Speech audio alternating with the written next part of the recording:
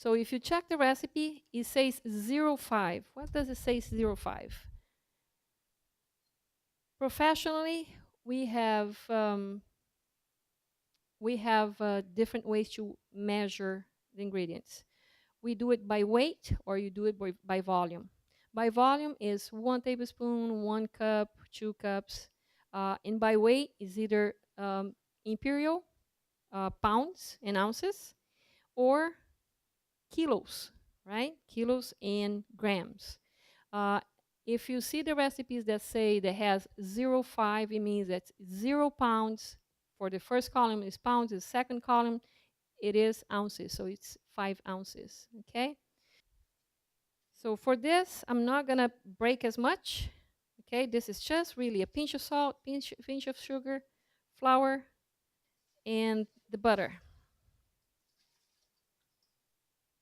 This I like to leave it a little bigger, and then I will open with a little flour and give it a little fold, and then I'll use the dough, okay? Sablage means sand, yeah. So little is the sablage method. It means that, you see what I'm doing? I'm just sort of making sand. I'm just mixing the flour with the butter, okay? Or rubbing method as well. It's called rubbing method. Yeah, thank you. So it calls for 6 tablespoons of water, right? So be sure that your water is very cold. I'm going to start with 4.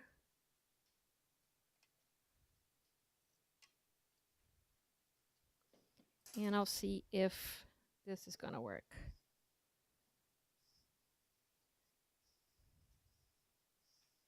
Use a little more. As I said, sometimes we even need a little more. And I need this is the case. I think so. So I end up adding 7. So I'm hydrating the flour.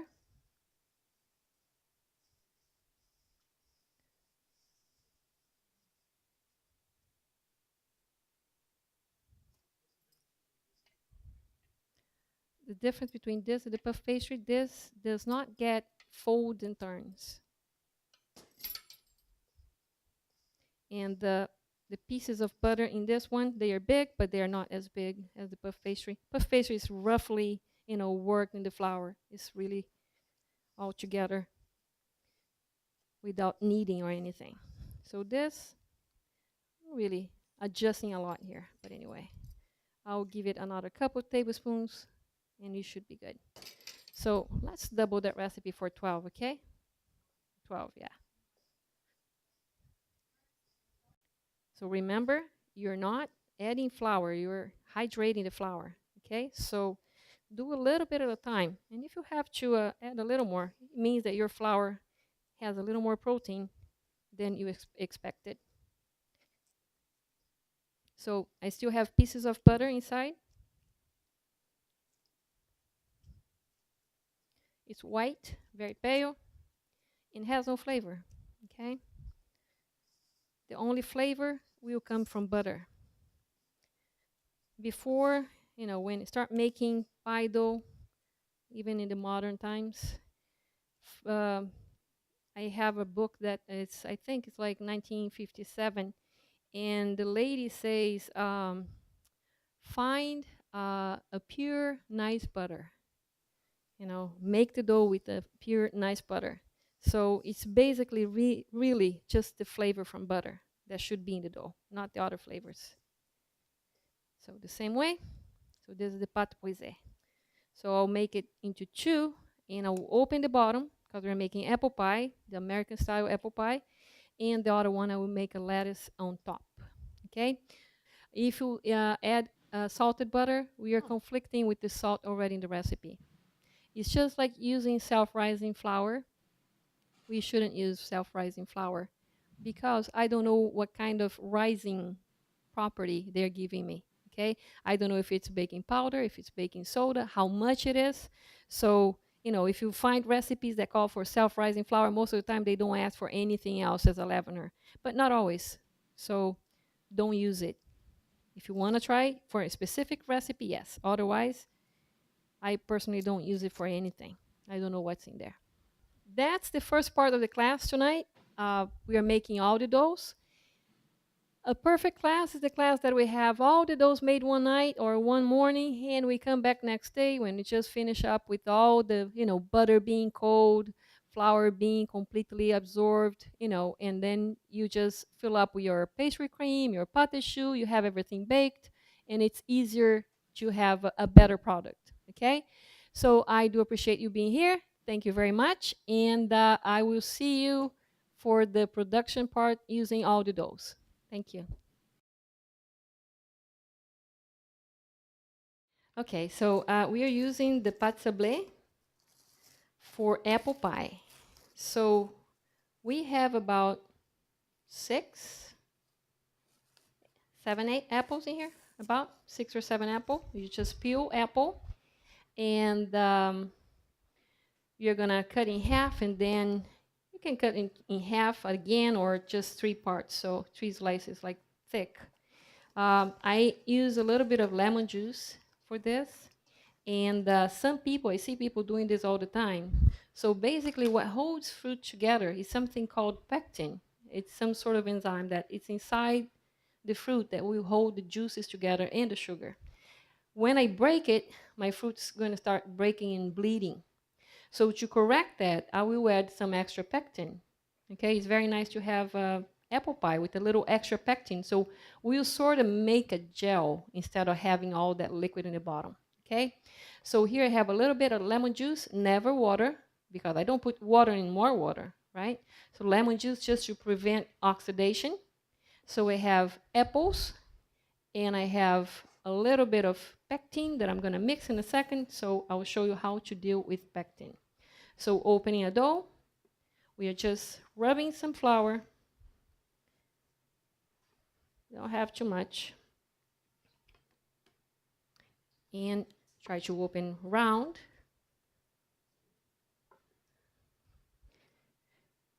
Not too thick. Sometimes it's hard for me to, most of the time I do the conversion on my head, like pounds to kilos and all that. But somehow inches and feet and it's centimeters and meters are a lot easier.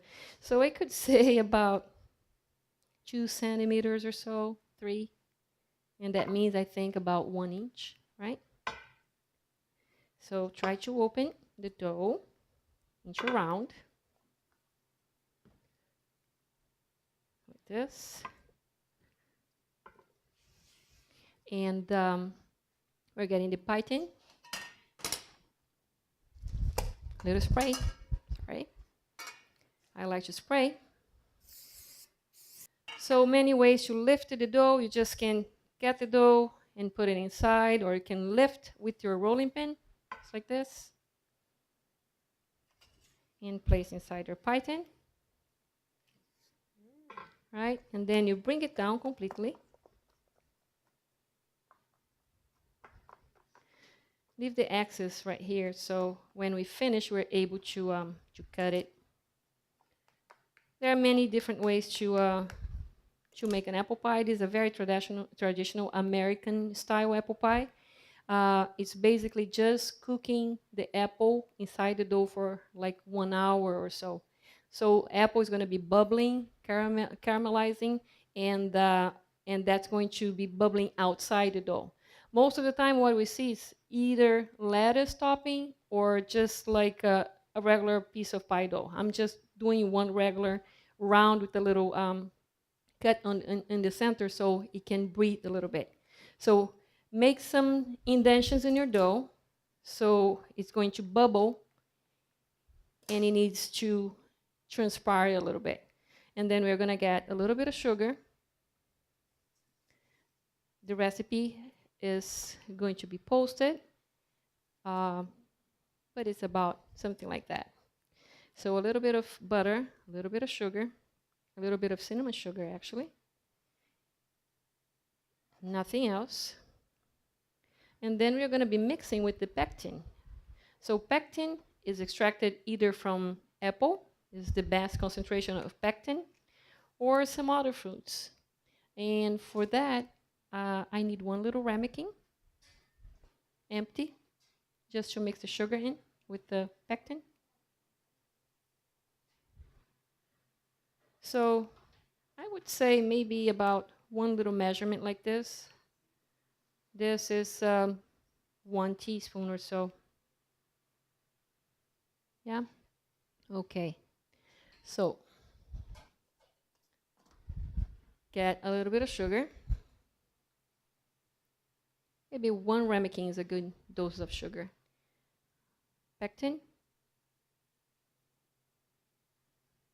1 teaspoon or so.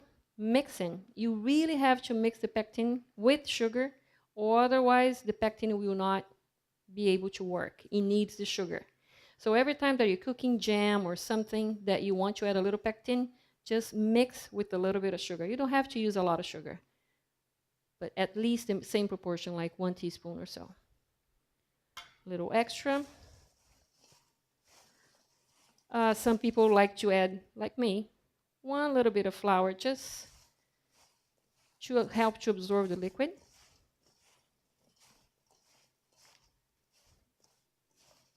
And we are going to load the dough.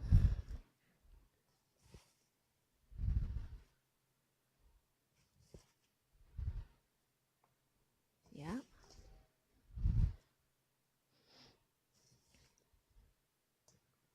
So don't use the excess of lemon juice in the bottom. Just sort of drain it. You don't need it.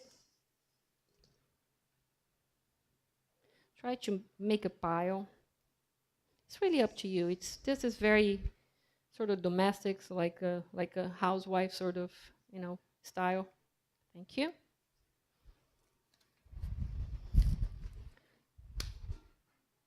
I'll get a little more sugar on top, cinnamon sugar, a little more pieces of butter, and we'll open another dough and just cover. We're going to be baking this. Start with 375 for about 15 minutes. Then you're going to finish baking for another 30, even 45 minutes on 350. So we'll add a little more flavor. This huge pile, and a little bit of butter.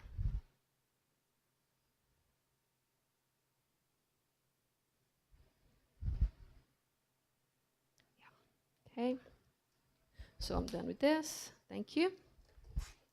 All this, yeah. So open the other part of your dough. Pectin, your local Publix, probably. They have 2 kinds of pectin. Actually, there are many types of pectin. So we are opening the leftover dough, because we divided that recipe into 2. This is more than enough. It is nice to have this much dough so you can, cut into little stripes and just make a lattice if you want. So in this case, I'm just making it round.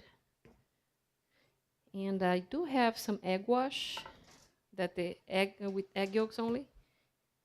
I like to brush the top. If I brush the top with a little bit of egg whites, just egg whites, or a little bit of milk, if I brush the top. Most of the time I don't need it. I will just pour a little glaze or brush a little glaze after I finish. So be sure that you don't have too much flour in your dough. Supposed to have a little bit of egg wash in here. And we can just place the dough to the center of the pile. It is the biggest ever egg white. Great. And a brush. Yeah, 1 is enough. Huh? A little one. Yeah, a little one. So use your finger just to be sure that it's glued together. It's going to open a little bit when you start baking to release some of the steam, but try to close it if you can. Cutting off the excess. If you want to use the excess, just put it in the fridge again for an hour or so, you're not able to open it. Be sure that you cover and you glue around your pie. So you're going to be brushing, making a little indentation here. So I'll let the steam come out a little bit. So this is just egg white. I'll add a little bit, and I will add a little bit of sugar. Yeah, so this we are going to be baking. You can bring me that one. Yeah, 15 minutes, 375, and 350 for another 30, maybe 45 minutes. So let's put this to bake for about 15 minutes, and then we reduce the temperature to 350 until it's completely golden brown. So don't have any flour in your dough, you don't have anything, any sugar or anything, you really can use this dough for something else, okay? Always make it into a little round. More you open your round, your dough, easier it is for you to open. So you don't have to handle the dough so much because sometimes it gets a little hard, okay?